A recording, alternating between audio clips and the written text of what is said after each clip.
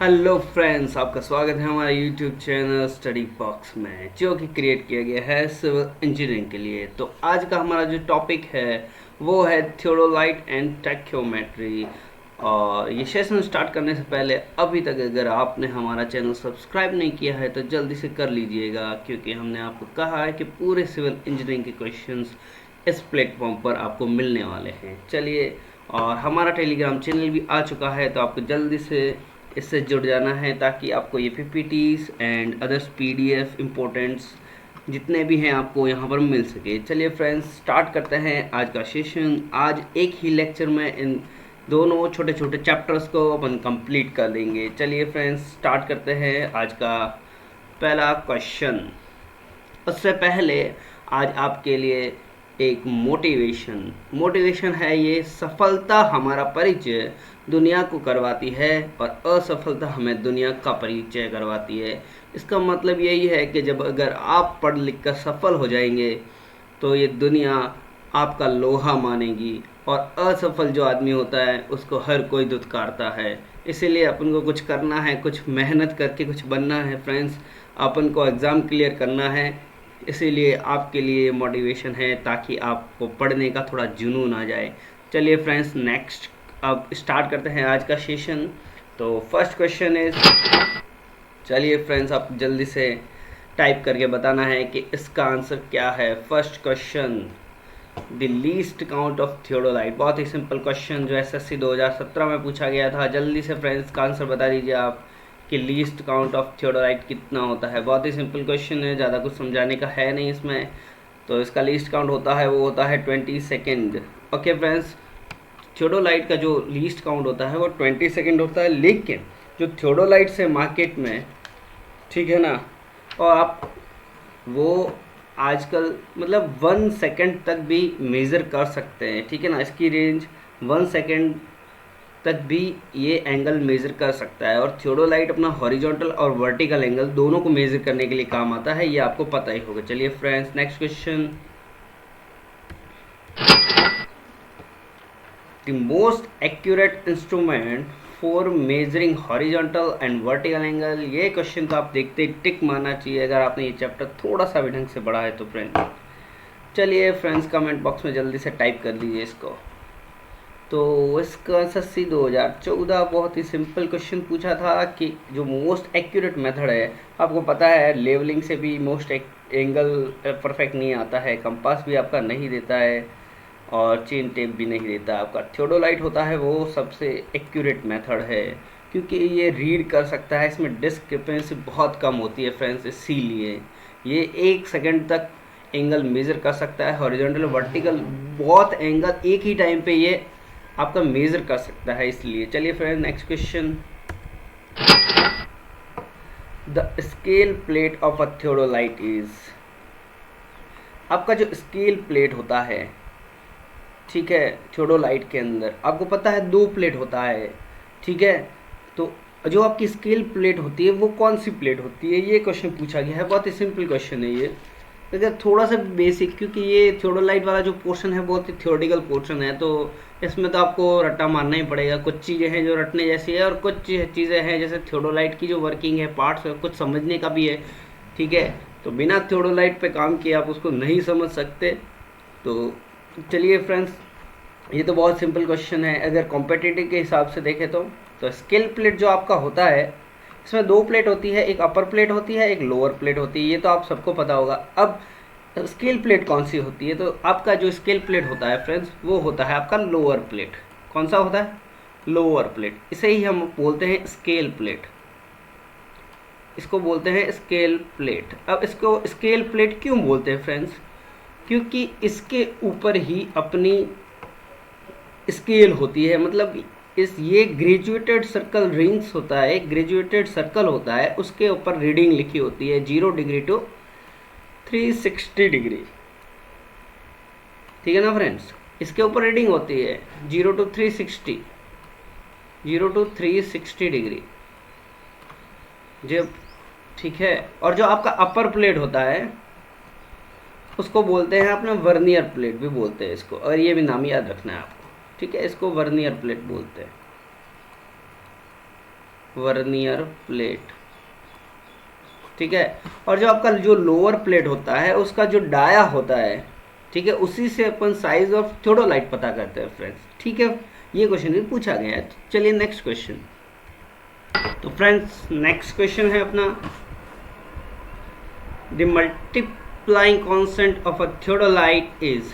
आपको इस क्वेश्चन में पूछा है कि जो थियोडोलाइट का मल्टीप्लाइंग कांस्टेंट है वो क्या होता है, ठीक है। वैसे टैकोमीटर में यूज़ होता है, तो इसका आंसर आपको बताना है, क्योंकि ये क्वेश्चन बहुत बार पूछा गया है फ्रेंड्स, बहुत बार एसएससी जेई या कोई सा भी जेई हो, बहुत बार ये क्वेश्चन पूछा गया है। तो आपको जल्दी से बताना है इसका आंसर क्या है।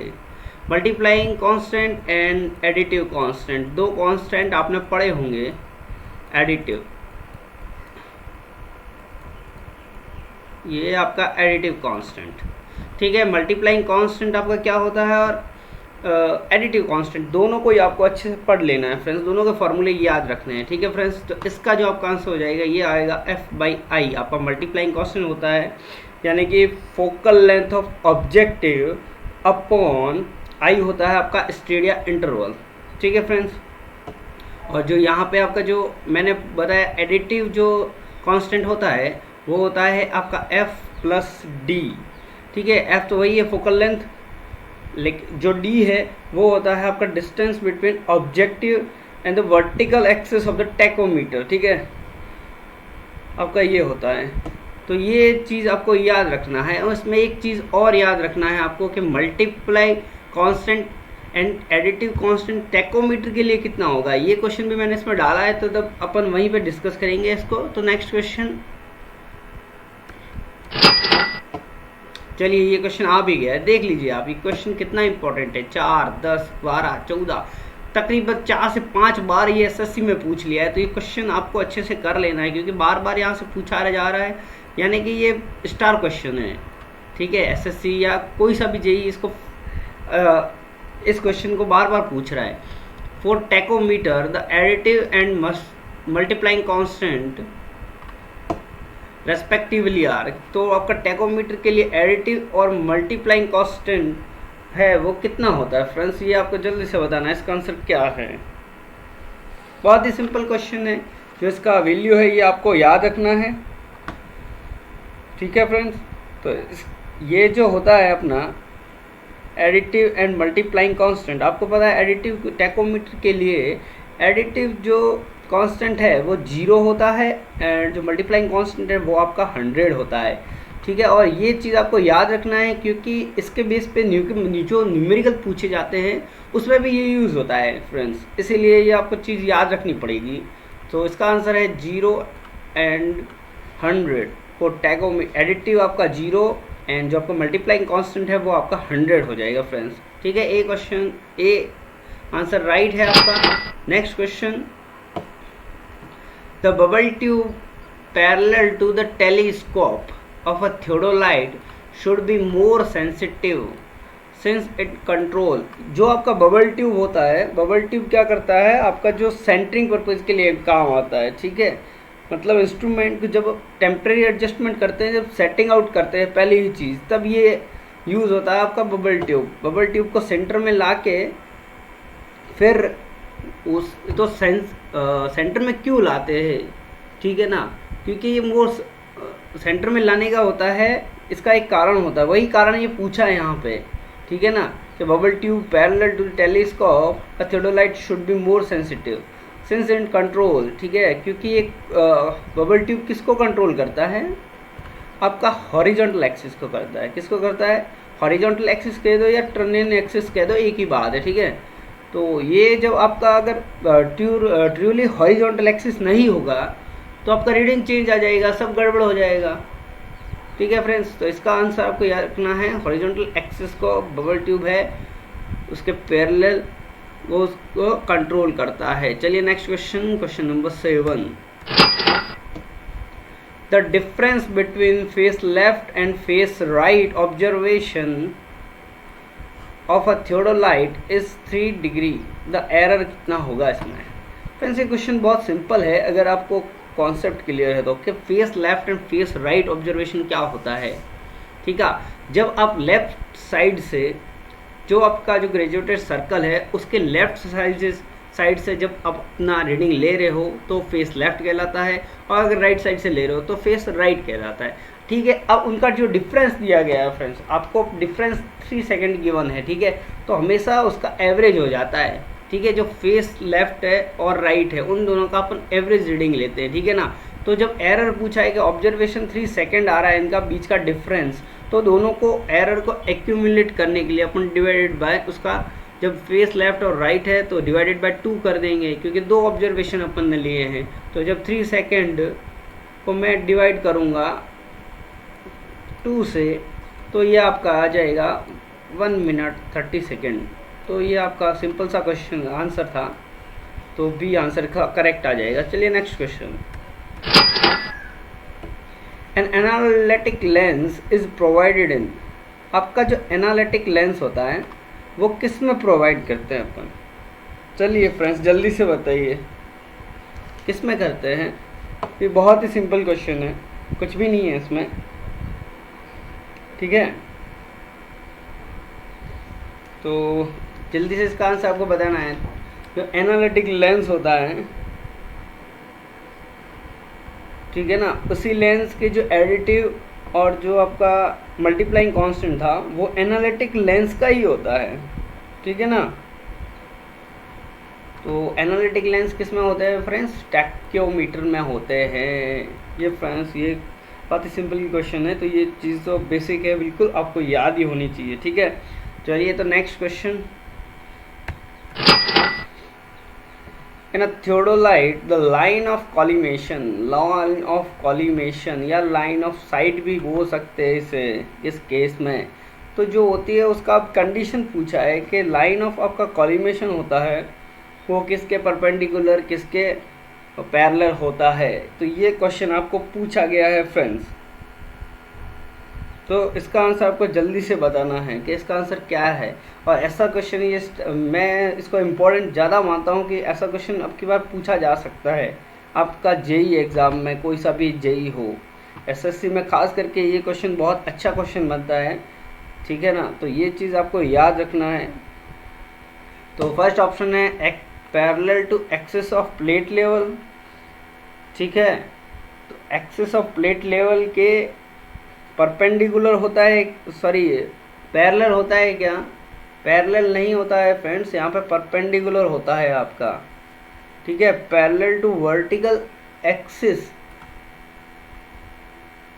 वर्टिकल एक्सिस के पैरेलल नहीं होता है, यहाँ पे भी आपका परपेंडिकुलर होता है, परपेंडिकुलर टू ट्रेनियन एक्सिस। ट्रेनियन एक्सिस या हॉरिजॉन्टल एक्सिस बोल दो इसे, हॉरिजॉन्टल एक्सिस। तो ये वाला परपेंडिकुलर ट्रेनियन एक्सिस होता है line of collimation parallel to horizontal axis. Parallel नहीं होता, परपेंडिकुलर ही होता है। ठीक है ना फ्रेंड्स, तो ये आपको याद रखना है। जो आपका एक्सिस ऑफ जो टेलीस्कोप होता है ना वो पैरेलल होता है लाइन ऑफ कॉलिमेशन के। एक्सिस ऑफ जो टेलीस्कोप है वो होता है उसका पैरेलल लाइन ऑफ कॉलिमेशन का। ठीक है ना, ये चीज़ आपको याद रखनी है। तो परपेंडिकुलर ट्रेनियन एक्सिस आ जाएगा इसका आंसर।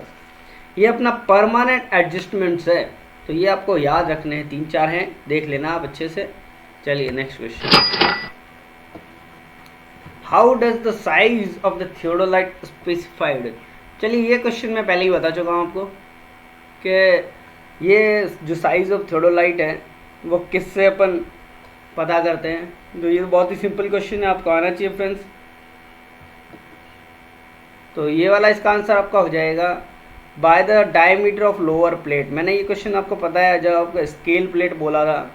ठीक है, लोअर प्लेट हो गया आपका, वो स्केल प्लेट को ही लोअर प्लेट बोलते हैं। ठीक है ना, जो आपका लोअर प्लेट होता है या स्केल प्लेट होता है उसके डायमीटर से ये पता करते हैं अपन। ठीक है, यानी कि जैसे कि अगर आपका 20 सेंटीमीटर थियोडोलाइट आपको गिवन है, ठीक है, तो इसका मतलब ये हो जाएगा जो आपका डायमीटर है ग्रेजुएटेड सर्कल का जो लोअर प्लेट है उस पर, तो वो 20 सेंटीमीटर की है आपकी। ठीक है, ये मतलब हो जाएगा। और जो ये थियोडोलाइट्स होते हैं वो 8 to 25 सेंटीमीटर तक वेरी करते हैं। ठीक है फ्रेंड्स, तो ये आपको याद रखना है कि कैसे स्पेसिफाइड करते हैं। तो डायमीटर ऑफ लोअर प्लेट से हमेशा मेजर करते हैं, ठीक है। अपर आपका वर्नियर प्लेट होता है, उससे रीडिंग मेजर करते हैं, ठीक है ना। तो कोई मतलब नहीं है उसका, आपको ये चीज़ याद रखनी है। चलिए next question. Left swing is not much favoured in theodolite survey because, आपका लेफ्ट स्विंग ज़्यादा फेवर नहीं करते हैं अपन लेफ्ट स्विंग, ठीक है। यानी लेफ्ट साइड से अपन लेफ्ट स्विंग करेंगे तो उससे क्या हो जाएगा, कुल मिला के यही पूछ रहा है, ठीक है। कुछ तो गड़बड़ होता होगा तभी इसको यूज़ नहीं करते, पहली बात तो यही दिमाग में आना चाहिए। Most of surveyors are expected to right hand, ऐसा कुछ जरूरी नहीं है, लेफ्ट हैंड वाले भी होते हैं। तो ये ऑप्शन तो आपका वैसे ही गलत हो गया, लेफ्ट साइड से भी ले लो, ठीक है, राइट हैंड का जरूरी नहीं है। It's convenient to turn the telescope anti clockwise, ऐसा कुछ भी नहीं, एंटी क्लॉकवाइज नहीं है, अपन क्लॉकवाइज भी रोटेट कर सकते हैं। 180 डिग्री वर्टिकल एक्सिस के अबाउट अपन रिवॉल्विंग करते हैं उसको, ठीक है ना फ्रेंड्स। तो ये वाला एंटी क्लॉकवाइज में भी आपका गलत है। Vertical scales come to an convenient position to be read, vertical scale come, आपका जो पोजीशन होता है वर्टिकल स्केल का, ठीक है ना, to an convenient position to be read, ऐसा कुछ भी नहीं है। वर्टिकल आप जितना एंगल बनाएगा उतना ही रीड करेगा, तो ऐसा कुछ भी नहीं है। इससे क्या होता है फ्रेंड्स कि आप जो रीडिंग होती है ना, ठीक है ना, वो क्लॉकवाइज करने पर इंक्रीज हो जाती है, इसीलिए इसको फेवर नहीं करते। तो आपका क्वेश्चन नंबर 11 का 11 का 6 आंसर करेक्ट है। चलिए next question. Which of the following instrument is use for centering the theodolite in windy condition. तो ये अच्छा क्वेश्चन है कि which of the following instrument is use for centering the theodolite in windy condition. आपका windy condition है, बहुत ही ज़्यादा हवा चल रही है, तब आप सेंटरिंग के लिए किस चीज़ का यूज़ करोगे। वैसे जनरली सेंटरिंग के लिए अपन जो बबल ट्यूब है उसका यूज़ करते हैं, लेकिन आपका हवा चल रहा है तो आपका बबल हमें सही से सेट नहीं हो पाएगा और आपका टेम्परेरी एडजस्टमेंट हो नहीं पाएगा। जब तक वो नहीं होगा आप रीडिंग नहीं ले सकते, ठीक है। तो उसके लिए आपको क्या करना पड़ेगा, विंडी कंडीशन के लिए आपको इन 4 में से कौन सी चीज़ यूज़ करोगे आप। ऑप्टिकल स्क्वायर नहीं करोगे, क्रॉस स्टाफ नहीं करोगे, आप करोगे ऑप्टिकल प्लूमेट का, ठीक है ना। आप किसका यूज़ करोगे, ऑप्टिकल प्लूमेट। अब आपके दिमाग में एक चीज़ आ रही होगी कि ऑप्टिकल प्लूमेट क्या होता है, ठीक है ना। देखिए ऑप्टिकल प्लूमेट, जब आप प्लब बॉब से सेंटरिंग कर रहे हो, ठीक है ना, तो प्लब बॉब तो विंड की डायरेक्शन में स्विंग कर जाएगा, तो आपका सेंटरिंग अच्छे से हो नहीं पाएगा। ऑप्टिकल प्लूम एक ऐसी चीज़ होती है, ठीक है ना, एक उसमें प्रिज्म लगा रहता है, जब आप, ठीक है ना, तो वो नीचे से जो ग्राउंड होता है ना, ऑप्टिकल प्लूमेट ऐसा कुछ ऐसा इंस्ट्रूमेंट होता है, तो उसको जो डायरेक्शन है ना आपका ये सेंटरिंग का, वो एक ही डायरेक्शन रहता है उसमें, वो चेंज नहीं होता है, ठीक है ना। इसलिए वो विंड के साथ में चेंज नहीं होता है, इसीलिए इसका ऑप्टिकल प्लूमेट यूज़ करते हैं। चलिए next question. In transit theodolite, आपका 2 टाइप का थियोडोलाइट होता है, एक ट्रांजिट होता है, एक नॉन ट्रांजिट थियोडोलाइट होता है। तो line of sight can be reverse by revolving the telescope through. एक आपका ट्रांजिट थियोडोलाइट होता है, एक आपका नॉन ट्रांजिट थियोडोलाइट होता है, और जनरली जो यूज़ लेते हैं वो ट्रांजिट थियोडोलाइट ही होते हैं, ठीक है ना। तो उसका पर्पज़ क्या होता है, उसकी जो लाइन ऑफ साइट होती है, ठीक है, उस can be reverse by revolving the telescope through, उसको कैसे घुमाया जा सकता है, कुल मिला के ये पूछा है, ठीक है, लाइन ऑफ साइट को। तो ये आपका होता है 180 डिग्री इन वर्टिकल प्लेन, ठीक है ना। ये आप जब ट्रांजिट थियोडोलाइट की डेफिनेशन ही है ये कि आप लाइन ऑफ साइट, ठीक है ना, उसको रिवॉल्व कर सकते हो वर्टिकल प्लेन में 180 डिग्री। जो आपका जो टेलीस्कोप लगा रहता है उसको आप घुमा सकते हो, ठीक है ना, 180 डिग्री पूरा वर्टिकल प्लेन में, ठीक है, और हॉरिजॉन्टल एक्सिस, ठीक है, यही होता है आपका। तो क्वेश्चन नंबर 13 का डी आंसर करेक्ट हो जाएगा आपका। तो 14 question, which one is the correct sequence for the temporary adjustment of theodolite. Sequence friends आपको याद रखना है, क्योंकि हर बार सीक्वेंस के क्वेश्चंस पूछे जाते हैं, ठीक है। अब टेम्परेरी एडजस्टमेंट तो आपको सबको पता है, लेकिन उल्टा सुल्टा कर दिया तो सब गड़बड़ हो जाएगा ना, ठीक है ना। तो आपको ये चीज़ याद रखनी है फ्रेंड्स, कि सबसे पहले क्या करते हैं जब थियोडोलाइट का केस आता है, तो सबसे पहले क्या करते हैं आप, इंस्ट्रूमेंट को सबसे पहले सेट करेंगे। क्या करेंगे फ्रेंड्स? सेटिंग। तो आपका सबसे पहले सेटिंग देखना है यहाँ पे। तो सेटिंग 2 ऑप्शन में आ रहा है, ठीक है। फिर आपको देखना डायरेक्ट लेवलिंग कैसे करोगे आप, जब तक उसको सेंटर ही नहीं किया आपने। तो आपका सबसे पहले आएगा सेटिंग, फिर सेंटरिंग, फिर लेवलिंग, फिर एलिमिनेशन ऑफ पैरेलैक्स, ठीक है फ्रेंड्स। ये आपका क्वेश्चन नंबर सी इसका आंसर हो जाएगा, ठीक है। ये टेम्परेरी एडजस्टमेंट जितने भी जिस भी इंस्ट्रूमेंट के हैं वो आपको एक बार देख लेना है, क्योंकि उनसे क्वेश्चन पूछा गया है फ्रेंड्स हर बार। नेक्स्ट क्वेश्चन है आपका, which one is the correct expression for the horizontal distance between the instrument. आपका हॉरिजॉन्टल डिस्टेंस इंस्ट्रूमेंट के बीच, the staff and the staff for the analytic telescope, ठीक है। एनालिटिक टेलीस्कोप दिया है, टेक्योमीटर आपको दिया हुआ है। If S is the staff intercept, K and C are multiplying and additive constant, ठीक है। तो आपका करेक्ट एक्सप्रेशन इसमें से क्या होगा फ्रेंड्स? ये क्वेश्चन पूछा गया है। क्वेश्चन बहुत बड़ा दिख रहा है, बट बहुत ही सिंपल क्वेश्चन है, इसमें कुछ भी नहीं है। आपको एक सिंपल सा फॉर्मूला याद रखना है, ठीक है ना। जब आप टेक्योमीटर पढ़ा होगा तो आपने D इक्वल टू एक चीज़ पढ़ी होगी, D equal to KS plus C। यहाँ पे जो ये D है ना, यही आपका हॉरिजॉन्टल डिस्टेंस होता है बिटवीन इंस्ट्रूमेंट एंड स्टाफ, ठीक है। और जो आपका K है, आपका K यहाँ पे देखो गिवन है कि मल्टीप्लाइंग कांस्टेंट है और एडिटिव कांस्टेंट है आपका C। तो S क्या है? S है आपका स्टाफ इंटरसेप्ट। तो ये फॉर्मूला आपको याद रखना है फ्रेंड्स, ठीक है। D equal to KS plus C। तो अब आपको इसमें निकालना क्या है? D निकालना है, ठीक है। अब आपको पता है कि जो एनालिटिक टेलीस्कोप है तो उसके लिए आपको मल्टीप्लाइंग और एडिटिव कांस्टेंट मैंने पहले ही बोला आपको याद रखने का है, क्योंकि इसके बेस पे क्वेश्चन आ रखा है और आ गया है 2017 में ही, ठीक है।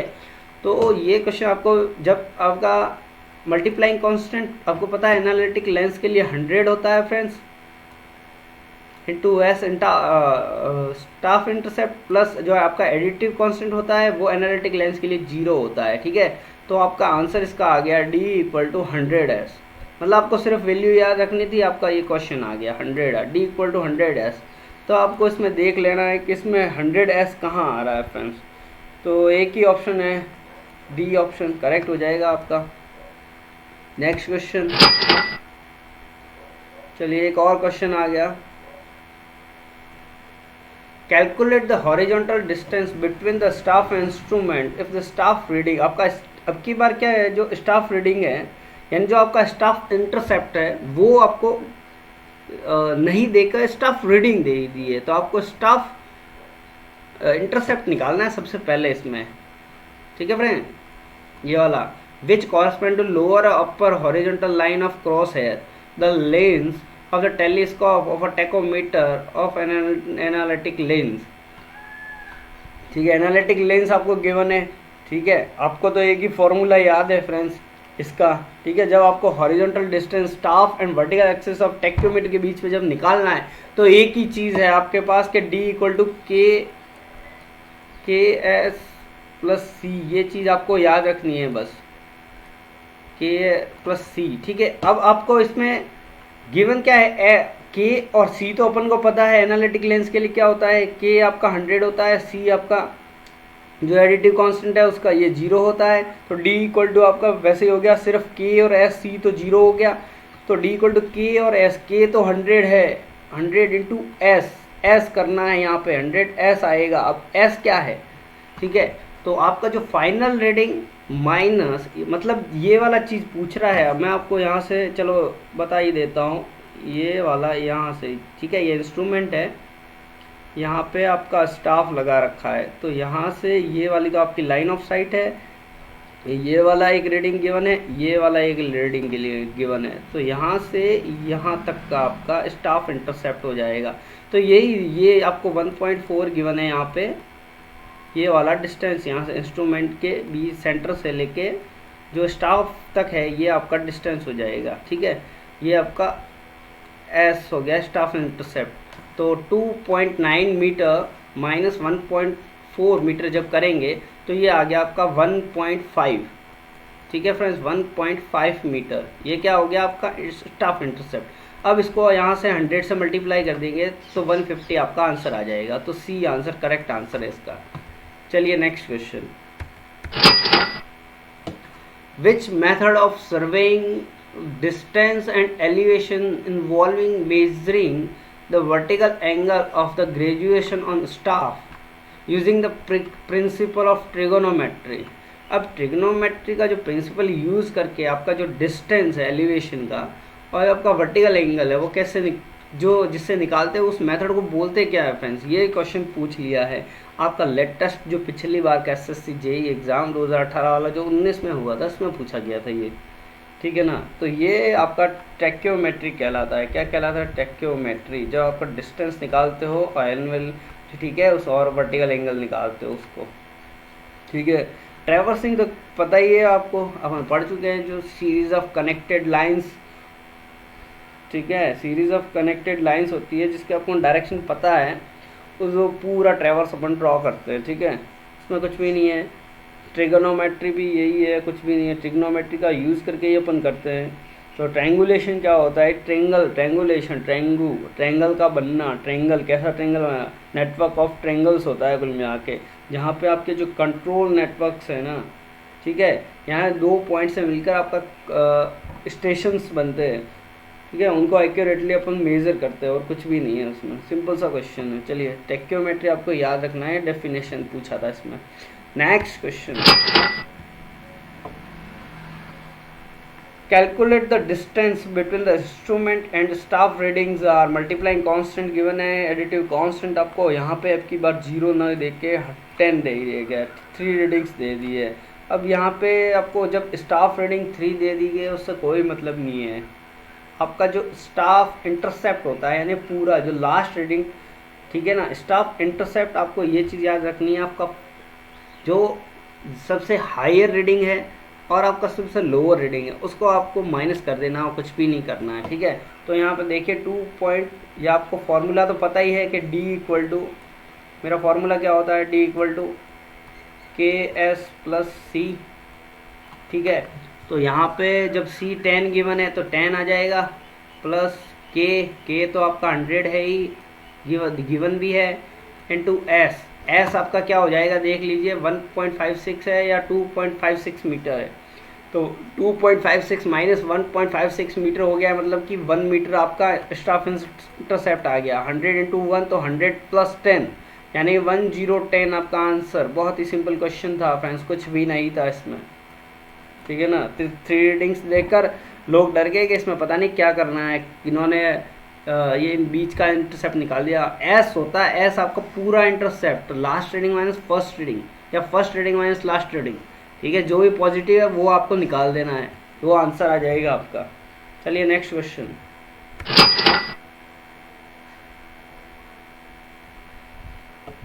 चलिए प्रॉपर एडजस्टमेंट, वापस से क्वेश्चन आ गया। विच of the following statement is correct for proper adjustment of the theodolite? ये शायद, हाँ अच्छा अपन कर चुके हैं ना फ्रेंड्स, ये वाला क्वेश्चन वापस रिपीट हो गया है शायद। इसमें आपका आंसर आएगा line of collimation is perpendicular to horizontal axis. ये वाला क्वेश्चन अपन कर चुके हैं, शायद दूसरी बार टाइप हो गया मुझसे, मिस्टेक हो गया, कोई बात नहीं। नेक्स्ट क्वेश्चन, चलिए ये आपका इस पूरे चैप्टर का लास्ट क्वेश्चन है। जितने भी अच्छे अच्छे क्वेश्चन बनते हैं मैंने सारे ले लिए हैं, ठीक है ना। फिर भी आपको याद रखना है कि क्या होता है हर चीज़। देखिए हर चीज़, हर सवाल में यहाँ पे आप ये भी बताओगे कि आप कुछ क्वेश्चन छुड़वा भी रहे हो, तो मैं वही क्वेश्चन छुड़वा रहा हूँ जो यहाँ पर रिपीट हो रहे हैं। ठीक है ना, बार बार उन्हीं क्वेश्चन को करने से कोई फ़ायदा नहीं है फ्रेंड्स। चलिए ये अच्छा क्वेश्चन है। Next, calculate the intercept angle for the analytic telescope. आपको एनालिटिक टेलीस्कोप का एंगल पूछा है, ठीक है। और ऐसे क्वेश्चन मुझे नहीं लगता किसी भी एग्ज़ाम में पूछे जाना चाहिए। अगर आप बिना कैलकुलेटर के ऐसा एग्ज़ाम करवा रहे हो तो फिर ये क्वेश्चन पूछने का कोई मतलब नहीं रहता है फ्रेंड्स, ठीक है ना। और ऐसा क्वेश्चन आप एग्ज़ाम में भी सॉल्व नहीं कर पाएंगे। अगर आपने ऐसा पहली बार करा है तो बिल्कुल नहीं कर पाओगे आप, ठीक है ना। क्यों? क्योंकि आपको जब इसमें क्या निकालना है, आपको टेन बीटा निकालना पड़ेगा और टेन बीटा टेन इनवर्स निकालना पड़ेगा आपको। इनवर्स कैसे निकालोगे आप बिना कैलकुलेटर? ठीक है, अब कैसे होता है इसको मैं वैसे कर देता हूँ। चलिए, जो इसका जो फॉर्मूला होता है आपका वो होता है tan beta by to intercept का, आप पढ़ लेना अच्छे से, ठीक है ना। तो ये जो आपका होता है तो ये होता है एस अपॉन 2d, ये फॉर्मूला होता है इसका। डी आपका क्या होता है, के इंटू एस, के आपका मल्टीप्लाइंग कांस्टेंट होता है 100, ठीक है, के इंटू एस, तो क्या हो गया डी की जगह के इंटू एस, तो 100 इंटू एस इंटरसेप्ट हो जाएगा। तो एस से एस, चलिए मैं कर देता हूँ, तो एस से 2 इंटू के एस से एस तो आपका घट गया, तो 10 beta by two equal to क्या आ गया, 10 beta by two equal to आपका आ गया 1/2k, या 200 कह देता हूँ मैं, के आपका 100 हो गया, तो 10 beta by two equal to 1/200। अब आपको क्या करना है, जब बीटा निकालना है आपको, ठीक है, कौन सा बीटा, अब पूछ यहाँ से देख लेना यहाँ पे, ठीक है, ये तो मेरा लाइन ऑफ साइट हो गया, लाइन ऑफ कॉलिमिनेशन हो गया, ये मेरा कोई यहाँ पे रीडिंग आ रही थी, यहाँ पे कोई रीडिंग आ रही थी, ठीक है ना, ये वाला चीज़ देख लेना आप, ठीक है ना। ये आपका स्टाफ इंटरसेप्ट मैंने बताया वही। अब ये वाला पूरा एंगल पूछा है, ये वाला, ये पूरा बीटा है, लेकिन मैं एक चीज़ को यहाँ पर ये वाला ऊपर ऊपर से निकाल रहा हूँ यहाँ पे, तभी मैंने बीटा बाई 2 किया है, ये वाला एंगल ऊपर ऊपर वाला सिर्फ। चलिए पेन मैं आपको चेंज करके फिर बता देता हूँ तो आपको अच्छी आसानी रहेगी। ये ऊपर वाला चीज़ मैं निकाल रहा हूँ, ठीक है ना, यानी ये ऊपर वाला जो एंगल हो गया ये बीटा बाई 2 हो गया आपका, ठीक है, बीटा बाई 2। और ये वाला जो डिस्टेंस है आपको गिवन है, ये आपका डी, ठीक है, उससे फिर 10 जब उसका 10 ये फार्मूला लगाएंगे तो 10 बीटा बाई 2 इक्वल टू आ जाएगा आपका एस बाई 2d, ठीक है। तो ये वाला जब निकालेंगे 10 beta by 2 equal to 1/200, 10 inverse करना पड़ेगा, और वो अपन बिना कैलकुलेटर के हेल्प से 1/200 नहीं निकाल सकते। तो अगर ये एग्ज़ाम में क्वेश्चन आता है, अगर आपने पढ़ रखा है, इसका आंसर याद है तो डायरेक्ट टिक मारना, और अगर दूसरा कोई क्वेश्चन आए तो आप छोड़ देना, आपका टाइम वेस्ट होगा, कोई मतलब नहीं, आप परफेक्टली नहीं निकाल सकते इसका आंसर बिना कैलकुलेटर के हेल्प से। तो ये वाला क्वेश्चन यहाँ से अब तो आपको करके ही जाना है कि आपको एक बार इसका नॉलेज, अगर same to same question repeat हो जाता है, क्योंकि एसएससी या कोई सा भी हो तो जो जेईई एग्ज़ाम होते हैं वो रिपीट करते हैं, तो सेम टू सेम क्वेश्चन ही रिपीट कर जाते हैं, तो ये चीज़ आपको याद रखना है। तो जब आप इसका बीटा निकालेंगे तो इसका आंसर आपका पास आ जाएगा 0.573। ओके फ्रेंड्स, चलिए आप ज़रूर बताइए कमेंट करके कि आज का सेशन कैसा लगा। अपना नेक्स्ट जो चैप्टर होने वाला है वो होगा आपका लेवलिंग। अब अपने हर दिन पर डे वीडियोस आएंगे, और इस संडे आपके लिए कुछ स्पेशल मैंने अरेंज किया है, ठीक है। तो हर दिन आपके लिए सर्वे या फिर जो अपने नेक्स्ट सिविल इंजीनियरिंग सब्जेक्ट्स होंगे उनके लिए भी आप कि उन सब्जेक्ट्स के भी आपके क्वेश्चंस आएंगे, ठीक है फ्रेंड्स। तो आज का सेशन कैसा लगा आपको ज़रूर बताना है, आप क्वेश्चन का जो स्टैंडर्ड है वो कैसा लगा ये ज़रूर बताना है फ्रेंड्स। तो चलिए अब आपसे विदा लेते हैं, हमारे विदा लेने का वक्त आ गया है, लेकिन उससे पहले अगर आप हमारे चैनल पर नए हैं तो आपको सब्सक्राइब कर लेना है और बेल आइकन को ज़रूर दबा देना है फ्रेंड्स, क्योंकि हमारे वीडियो आपको रोज़ मिलेंगे और ये आपकी प्रिपरेशन करने के लिए बहुत ही अच्छे साबित होंगे। चलिए फ्रेंड्स, मैं अरविंद अभी अब आपसे विदा लेता हूँ, अपन मिलते हैं कल नेक्स्ट लेक्चर्स में अपना लेवलिंग के साथ। चलिए फ्रेंड्स, बाय।